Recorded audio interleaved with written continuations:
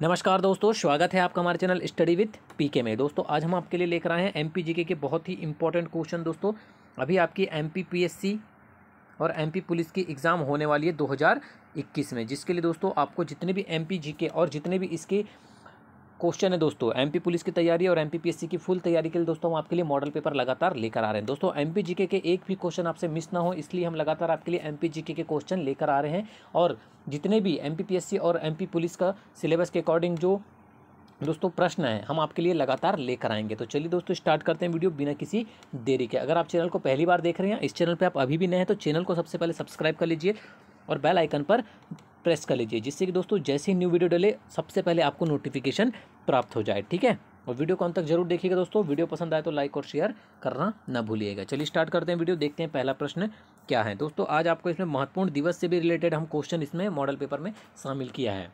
ठीक है, चलिए सतखंडा महल किस जिले में है, आपको बताना है दोस्तों कि सतखंडा महल किस जिले में है। क्वेश्चन पूछा गया है दोस्तों एग्जाम में, ठीक है ना। तो दोस्तों याद रखिए, आपको बताना है कि अलीराजपुर, दतिया, छिंदवाड़ा या सतना। ठीक है, कहाँ पर है सतखंडा महल, बताना है आपको। दोस्तों सतखंडा महल जो है वो दतिया जिले में स्थित है। कहाँ पर स्थित है दोस्तों, दतिया जिले में स्थित है। ठीक है ना, याद रखिएगा। और इसे राजा बीर सिंह देव ने बनवाया था। आपको दोस्तों कभी कभी एग्जाम में पूछ लिया जाता है कि इसका निर्माण किसने करवाया था, सतखंडा महल का। ठीक है, तो आपको पता होना चाहिए दोस्तों कि दतिया जिले में है ये, और इसका निर्माण राजा बीर सिंह देव ने करवाया था। बीर सिंह देव ने करवाया था इसका निर्माण। ठीक है ना, याद रखिएगा। चलिए आगे बढ़ते हैं।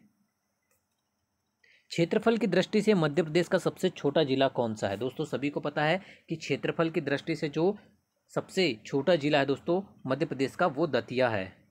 ठीक है, कौन सा जिला है, दतिया। तो ऑप्शन नंबर बी आपका आंसर हो जाएगा, दतिया जिला मध्य प्रदेश का सबसे छोटा जिला है। ठीक है ना, चलिए आगे बढ़ते हैं। मध्य प्रदेश विधानसभा के पहले स्पीकर कौन थे। ठीक है, आपको बताना है कि मध्य प्रदेश विधानसभा के जो पहले स्पीकर थे दोस्तों वो कौन थे। पंडित कुंजीलाल दुबे, सीतासरण शर्मा, ईश्वरदास रोहिणी या काशी प्रसाद पांडे। ठीक है, मध्य प्रदेश विधानसभा के जो पहले स्पीकर थे दोस्तों, याद रखिएगा वो कौन थे, पंडित कुंजीलाल दुबे।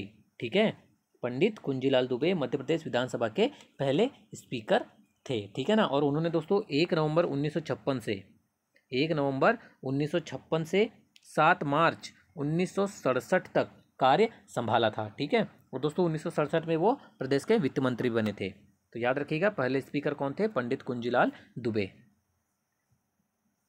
संध्या अग्रवाल किस खेल से संबंधित है, आपको बताना दोस्तों कि संध्या अग्रवाल का संबंध किस खेल से है।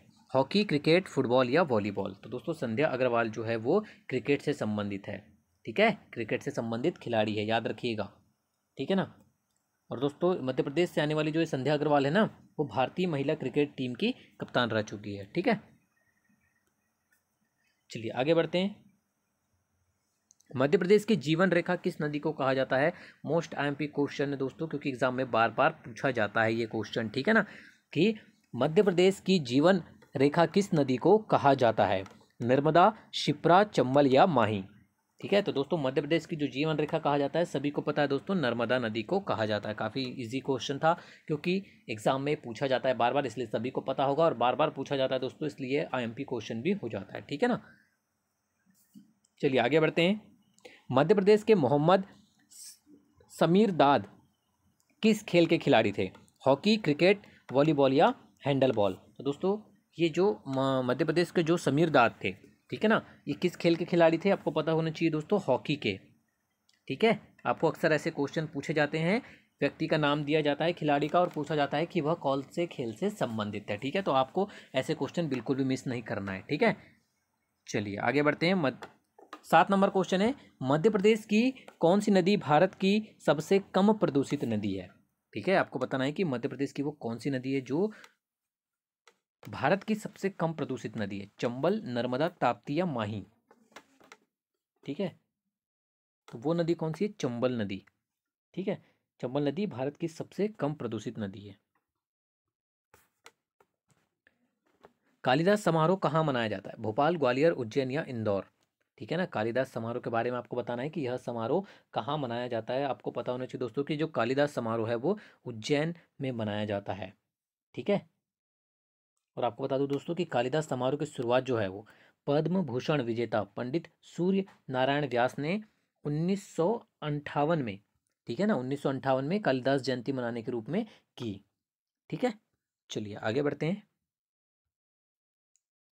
प्रादेशिक वित्त आयोग का वर्णन भारतीय संविधान के किस अनुच्छेद में है? आपको बताना है दोस्तों कि प्रादेशिक वित्त आयोग, ठीक है, प्रादेशिक वित्त आयोग का जो वर्णन है वो भारतीय संविधान के किस अनुच्छेद में है? 243 जी, 243 H, 243 I या 243 J? दोस्तों जो प्रादेशिक वित्त आयोग का जो वर्णन है वो है 243 I में। ठीक है, प्रादेशिक वित्त आयोग का जो वर्णन है वो भारतीय संविधान के अनुच्छेद 243I में है। ठीक है ना, याद रखिएगा।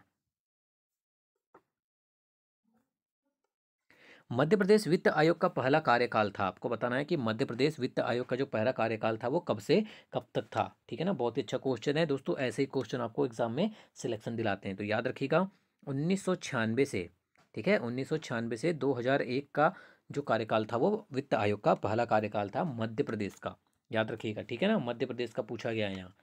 चलिए आगे बढ़ते हैं। क्वेश्चन नंबर 11 है, मध्य प्रदेश वित्त आयोग की स्थापना कब हुई? ठीक है, आपको बताना है कि मध्य प्रदेश वित्त आयोग की स्थापना कब हुई थी। तो दोस्तों ये हुई थी 1994 में। ठीक है, 1994-95 में मध्य प्रदेश वित्त आयोग की स्थापना हुई थी। ठीक है ना, याद रखिएगा। चलिए 12 नंबर क्वेश्चन है, मध्य प्रदेश की कौन सी नदी पश्चिम की ओर नहीं बहती है? ठीक है, आपको बताना है कि इन नदियों में से वो कौन सी नदी दोस्तों जो पश्चिम की ओर नहीं बहती है? माही, ताप्ती, नर्मदा या चंबल? ठीक है, तो वो नदी है आपकी चंबल नदी। ठीक है, चंबल नदी जो है वो पश्चिम की ओर नहीं बहती है, बाकी माही, ताप्ती और नर्मदा ये तीनों ही नदी पश्चिम की ओर बहती है। प्रसिद्ध HVJ गैस पाइपलाइन के लिए कंप्रेसर स्टेशन मध्य प्रदेश के किन जिलों में है? झाबुआ गुना, सागर भोपाल, सागर झाबुआ या छिंदवाड़ा उज्जैन? तो प्रसिद्ध HVJ गैस पाइपलाइन के लिए जो दोस्तों कंप्रेसर स्टेशन है ना वो किन किन जिलों में है? वो है झाबुआ और गुना में। ठीक है, किन जिलों में है?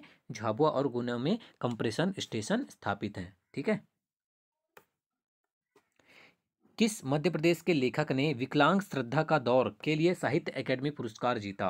बहुत ही अच्छा क्वेश्चन है, मोस्ट टाइम की क्वेश्चन है। आपको बताना है कि वह मध्य प्रदेश के कौन से लेखक हैं जिन्होंने विकलांग श्रद्धा का दौर के लिए साहित्यिक अकेडमी पुरस्कार जीता। ठीक है, तो वो कौन है दोस्तों? वो हैं आपके हरिशंकर परसाई। ठीक है, हरिशंकर परसाई जो है दोस्तों मध्य प्रदेश के प्रसिद्ध लेखक हैं। ठीक है ना, उन्होंने विकलांग श्रद्धा के दौर के लिए, ठीक है ना, विकलांग श्रद्धा के दौर के लिए 1982 का साहित्य अकादमी पुरस्कार जीता था। ठीक है ना, चलिए आगे बढ़ते हैं। क्वेश्चन नंबर 15 देख लेते हैं।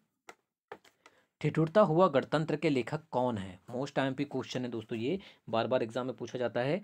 आपको पता होना चाहिए दोस्तों कि ठिठुरता हुआ गणतंत्र के जो लेखक हैं वो हैं हरिशंकर परसाई है। ठीक है, हरिशंकर परसाई ही इसके लेखक हैं, ठिठुरता हुआ गणतंत्र के। उज्जैन शहर किस नदी पर है? आपको बताना है दोस्तों कि यह है किस नदी पर बसा हुआ है उज्जैन शहर? दोस्तों सभी को पता है कि उज्जैन शहर किस नदी के किनारे बसा हुआ है? शिप्रा नदी के किनारे बसा हुआ है। ठीक है ना, चलिए आगे बढ़ते हैं। 17 नंबर क्वेश्चन देख लेते हैं। मध्य प्रदेश में निम्नलिखित में से किसने पार्लियामेंट्री अवार्ड नहीं जीता है? आपको बताना है दोस्तों कि इन चारों में से किसने पार्लियामेंट्री अवार्ड नहीं जीता है मध्य प्रदेश में? शिवराज सिंह चौहान, अटल बिहारी वाजपेयी, सुषमा स्वराज या अर्जुन सिंह? तो दोस्तों वो हैं शिवराज सिंह चौहान। ठीक है, शिवराज सिंह चौहान ने पार्लियामेंट्री अवार्ड नहीं जीता है। ठीक है, बाकी अटल बिहारी वाजपेयी ने 1994 में, सुषमा स्वराज ने 2004 में और अर्जुन सिंह ने 2000 में यह अवार्ड जीता है। ठीक है, पुष्प की अभिलाषा के लेखक कौन है? पुष्प की अभिलाषा के लेखक कौन है दोस्तों? सभी को पता है कि माखनलाल चतुर्वेदी इसके लेखक हैं, पुष्प की अभिलाषा के। ठीक है, और दोस्तों याद रखिएगा इन्हें पंडित भी कहा जाता है, इन्हें पंडित के नाम से भी जाना जाता है। ठीक है, भेड़ाघाट नामक पर्यटक स्थल किस जिले में है? सतना, झाबुआ, छिंदवाड़ा या जबलपुर? दोस्तों काफ़ी इजी क्वेश्चन है, सभी को पता है कि भेड़ाघाट नामक पर्यटक स्थल जो है वो जबलपुर जिले के अंतर्गत आता है। ठीक है, जो कि जबलपुर शहर से 20 किलोमीटर दूर है। ठीक है ना, कितना 20 किलोमीटर की दूरी पर है जबलपुर से भेड़ाघाट। ठीक है, चलिए 20 नंबर क्वेश्चन है, मध्य प्रदेश का सबसे ऊंचा बांध कौन सा है। आपको बताना है कि मध्य प्रदेश का सबसे ऊंचा बांध कौन सा है दोस्तों, वह है इंदिरा सागर बांध, जिसकी ऊंचाई दोस्तों 92 मीटर है। ठीक है, सबसे ऊंचा बांध है इंदिरा सागर बांध। ठीक है, चलिए आगे बढ़ते हैं, क्वेश्चन नंबर 21 देखते हैं दोस्तों। क्वेश्चन नंबर 21 से हम देखेंगे कि दिन, ठीक है ना, दिवस से रिलेटेड क्वेश्चन देखेंगे दोस्तों, क्योंकि आपको दिवस से रिलेटेड क्वेश्चन एग्जाम में जरूर पूछे जाते हैं। तो जितने भी इंपॉर्टेंट दिवस से रिलेटेड दोस्तों क्वेश्चन होंगे हम आपके सामने लेकर आए। ठीक है, पहला क्वेश्चन है दोस्तों दिवस से रिलेटेड, और आज का 21 नंबर क्वेश्चन है कि नोबेल पुरस्कार विजेता रविन्द्रनाथ टैगोर का जन्म दिवस किस तारीख को मनाया जाता है। ठीक है, रविन्द्रनाथ टैगोर का जन्म दिवस बताना है दोस्तों आपको कि किस दिन मनाया जाता है या किस तारीख को मनाया जाता है। तो याद रखिएगा दोस्तों, इनका जन्म दिवस जो है वो 9 मई को मनाया जाता है। ठीक है ना, याद रखिएगा। चलिए आगे बढ़ते हैं, विश्व थिएटर दिवस कब मनाया जाता है। आपको बताना है विश्व थिएटर दिवस कब मनाया जाता है, 25 मार्च, 26 मार्च, 27 मार्च या 28 मार्च।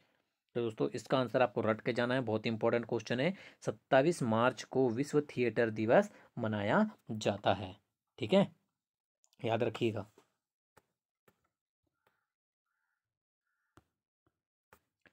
विश्व जैव विविधता दिवस कब मनाया जाता है, काफी बार एग्जाम में पूछा जाता है। 23 नंबर क्वेश्चन है आपका कि जैव विविधता दिवस कब मनाया जाता है। याद रखिएगा दोस्तों, ये मनाया जाता है आपका 22 मार्च को। ठीक है ना, सभी को इसका आंसर लगभग पता भी होगा, क्योंकि काफी बार एग्जाम में ये पूछा जाता है कि विश्व जैव विविधता दिवस कब मनाया जाता है। तो 22 मार्च याद रखिएगा दोस्तों।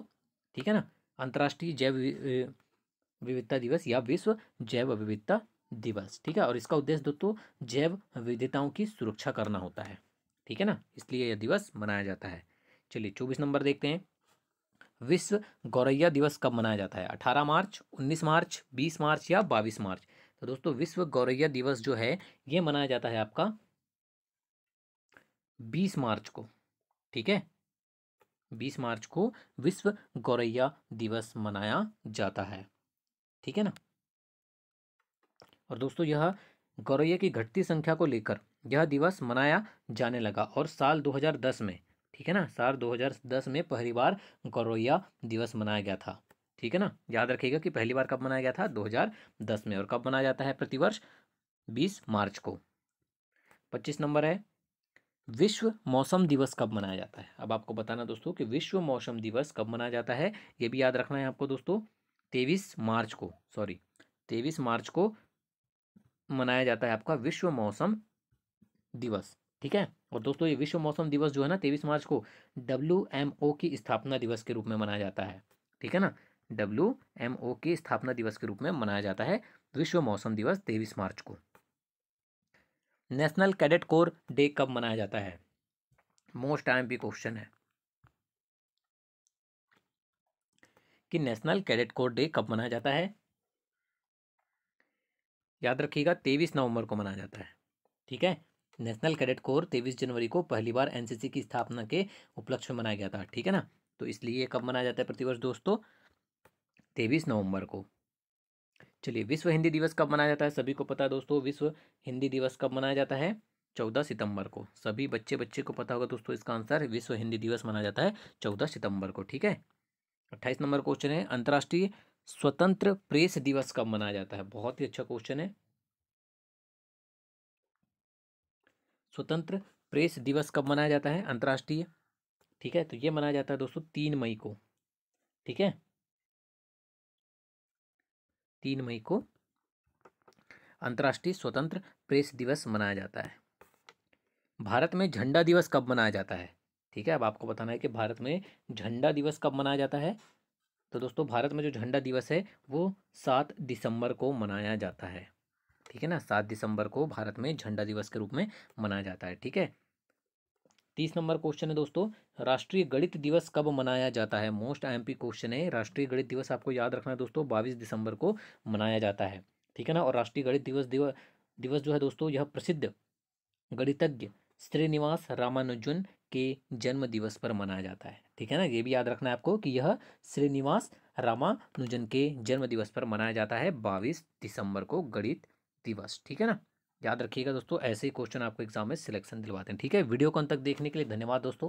वीडियो पसंद आई हो तो लाइक और शेयर जरूर कीजिएगा, और इसी तरह की लगातार वीडियो पाने के लिए दोस्तों हमारे चैनल को सब्सक्राइब जरूर कीजिएगा।